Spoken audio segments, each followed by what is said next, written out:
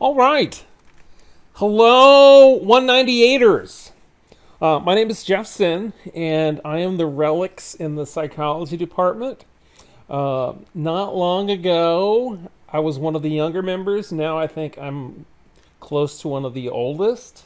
So be careful. Time flies.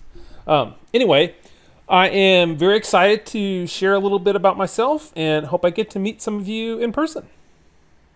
Okay, so quick overview. I was born in Omaha, Nebraska.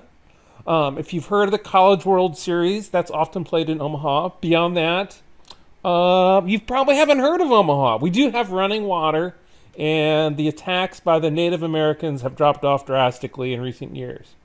Okay, I did my undergraduate at Gustavus Adolphus College. It was a small Lutheran Swedish college, liberal arts college in Minnesota. I love that. Went to grad school at Old Dominion University in Virginia and had a very good experience there. And I've been at Winthrop ever since. So I think this is my 25th year. All right, so some things I love. My research area, which I spent a lot of time reading and thinking about, is trying to develop an evolutionary psychology approach to ideological differences and differences in people's values. The basic reasoning is that it's likely that the different political orientations that we see had some kind of benefit in the ancestral environment. So trying to understand things from that perspective. I also love my son Tyler, who is 14 years old now. He is now taller than me. He here, if you look, he's the taller of these two boys. He's kind of being snotty and putting his shoulder on his friend Logan's, putting his arm on Logan's shoulder. But anyway, Mabel, I love Mabel, a 10-year-old dog. This is Mabel at 4:30 p.m. when she's convinced it's dinner time. Dinner time actually does not occur until 5 p.m. So in that interim, there is some chaos in the house. I'm also excited to have a new tech course I'm teaching. I like different kinds of tech tools. That's PSYC 195. Back in the day before COVID, I also did swing dancing. I taught that for a number of years. And I'm in a gospel choir. That I really enjoy. I by far am not the lead of anything there. But I sing with some amazing people. My standard choir joke is real men sing bass, Jeff sings tenor. Okay, my career development. When I was an undergraduate, I was thinking all along I was going to go into clinical. I wanted to do counseling, be a therapist. Had some experiences in in undergrad that I'll talk about in a second that kind of changed my mind. So for a few months, I thought I was going to go into counseling as opposed to clinical. And then I had some other experiences and I said, you know what? I want to go into industrial organizational.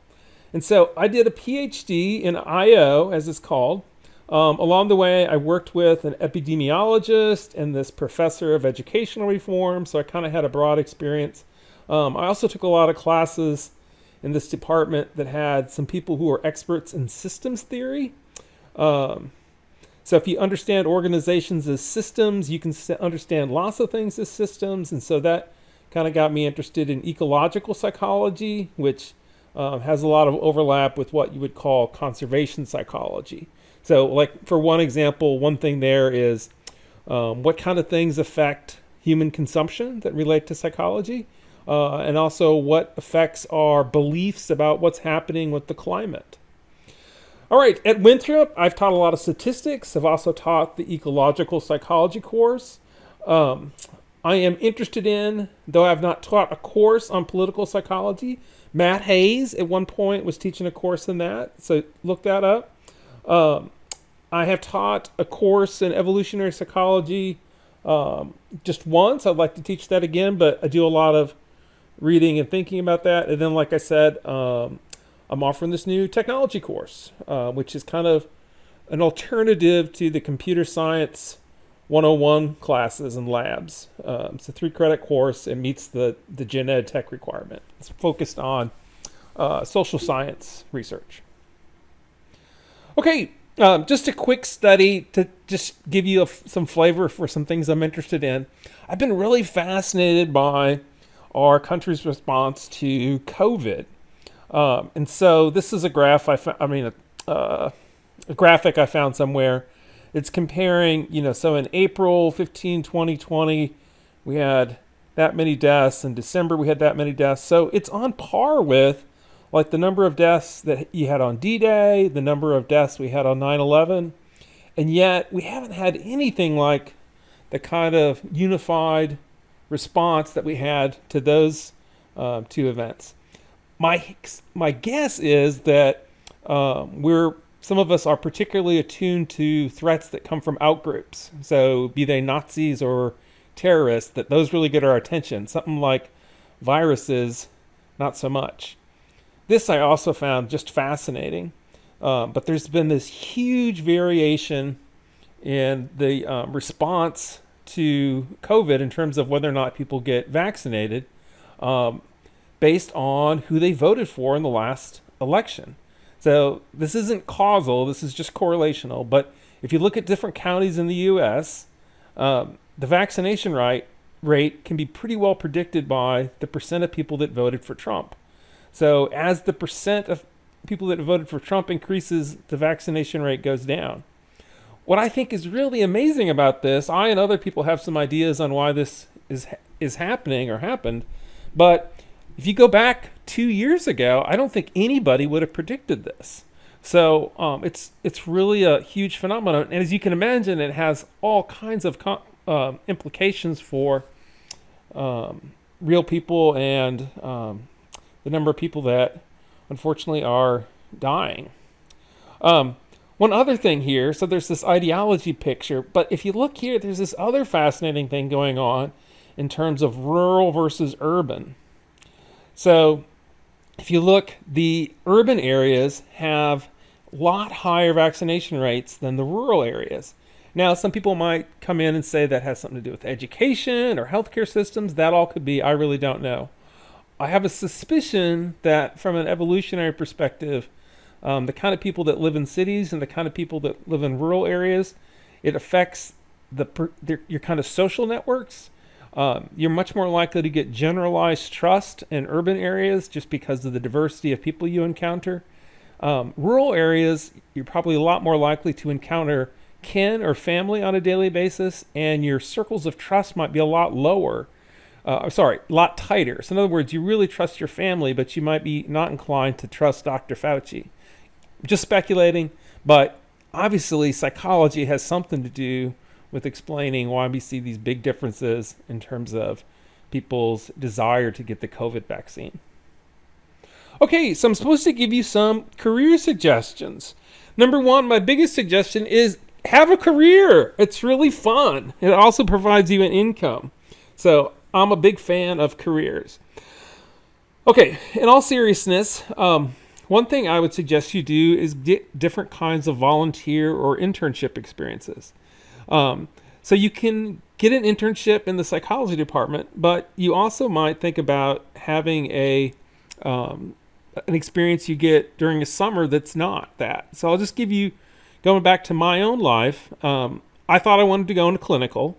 So I worked out and found, actually my grandmother identified this, but she found a place that was training volunteers to work on a parents' assistance line. And the idea was to prevent child abuse by, when parents are stressed out, they could call you and you could say, okay, well, what about this? Or have you tried this? Or maybe you talk to your son or daughter about this. So one thing I found was I really like reading the call reports, but I wasn't particularly excited about having the phone to ring. In other words, it felt a little stressful to be responsible for that. Now, in retrospect, that was probably a really tough case. In other words, all of a sudden, you're just thrown into a situation where you have to think on your feet. Lots of clinical counseling, therapeutic relationships aren't like that. But anyway, it was really eye-opening.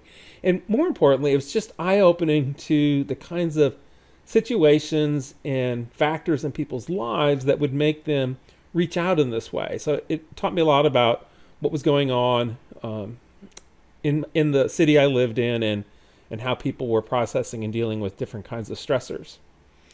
Okay, so big point there. You don't have to do a formal internship. Those are great if you can get one, but you can work out volunteer experiences where you can really get a feel for how something works.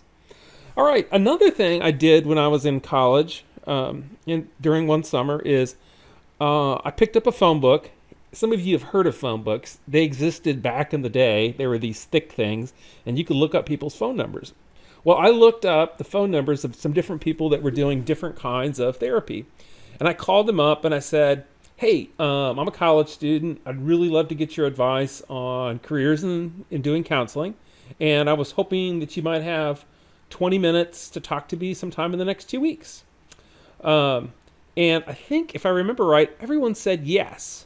I did about 8 of these informational interviews, and I was just shocked at the difference in advice that people would give. It was just a wide variety of people doing therapy.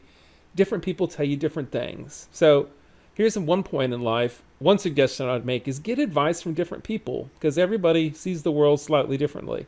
And the other thing is I cannot recommend informational interviews strongly enough. You get to sit in somebody's office and kind of get a feel for the kind of life they lead, and it's really helpful. Also, I would recommend these different career tests that you can take. Usually you take these in 198. I suspect that people don't get all the value out of them that you could. At least that's my hunch. But there's 2 of them. There's a strong interest inventory and the Myers-Briggs. And I just have here, this is a diagram that shows you the model of career interest that people have that the strong interest inventory is based on. So I'm a psych person, so I just found it really interesting. It can identify where you're strong or weak. I shouldn't say strong or weak, but what your interests are in terms of how you compare to people that actually have these jobs. So different people have filled out these surveys that have different jobs, and it lets you see who you have the most in common with. So here's one dimension. There's like certain people that are very high in realism. So they might be police officers, they might be contractors, they might be plumbers, but they have a very concrete approach to the world. On the other side of that, there's these social folks that are much more into social interactions and that kind of stuff. So anyway, my short story is I really found out that I was much more investigative and social, and was not terribly in the enterprising, kind of the selling, managing, that kind of stuff. And so it was really helpful to me. I took it in graduate school when I was trying to figure out if I wanted to go and be an organizational consultant like I thought I did. And it turned out that I had the profile that was much more consistent with somebody who's a college professor. And that test, both tests, the Strong and the Myers-Briggs, both pointed me in that direction. And that was really helpful. And I made some decisions based on that I think were really good for me. So the short story is, I'll just say, is the kind of values that I have and the things that I like to do fit better in an academic context than in like a corporate context. I'm not exactly the corporate kind of guy in terms of my approach to problems and authority and that kind of stuff. So the tests were very helpful to me. That's something you can take and go over with people in the counseling center, or you can sit down with your advisor, or me. I would always be happy to sit down and help you think through those. Then a few other random suggestions. One, just take actions, like do something. It's very unlikely that you're going to figure out what you want to do while hiding in your room. At some point in my life, I kind of thought if I just thought about it hard enough, I would figure out what I wanted to do, and it just doesn't work that way. You need to get out there and kind of get a sense of what you like and what you don't like. One thing that's helpful that sometimes people don't talk about is think about your values. What kind of things do you really like to do? Again, just to go back to my example, I really like helping people, and I like helping organizations work more effectively. But in terms of being in a kind of a corporate hierarchy with people in business suits and worried about who's going to get the next promotion, that's just not my game. I'm a much more egalitarian kind of person in terms of my values. So So teaching and research, that environment just fits me a lot better than like the corporate climate would. Last thing I'll mention here is just reach out. You'd be surprised the number of people that, if asked directly, are willing to be helpful or have a conversation or make suggestions to you. And the more you do that, the easier it gets. And once in a while, you meet somebody that just doesn't have time or kind of blows you off. But by and large, you'd be surprised how many people are willing to help strangers and to kind of help them think through what they want to do and figure out options. Okay, so just to recap here, or not recap, but let me just tell you briefly the courses I teach. I'd love to see you in any of these courses. Psych 301, Statistics, Psych 311, Ecological Psychology, and then the Psych 195 class, the Technological Tools for Social Science Research and Personal Productivity. That's probably going to be offered in both spring and summers. Okay, so I have just a minute here. I'm just going to give you a quick overview of the Psych 195 because I'm not sure where else you might hear about it. But 3 buckets that we try to go into: research skills, professional skills, and some productivity skills. So just to give you a flavor in terms of the research skills, there's a reference management tool that's free and I think is awesome. It's called Zotero. It allows you to integrate with Google Scholar. And then when you find references you like, you can just check them. It'll save all the references in the PDFs. And that's it. So it really makes it a lot easier.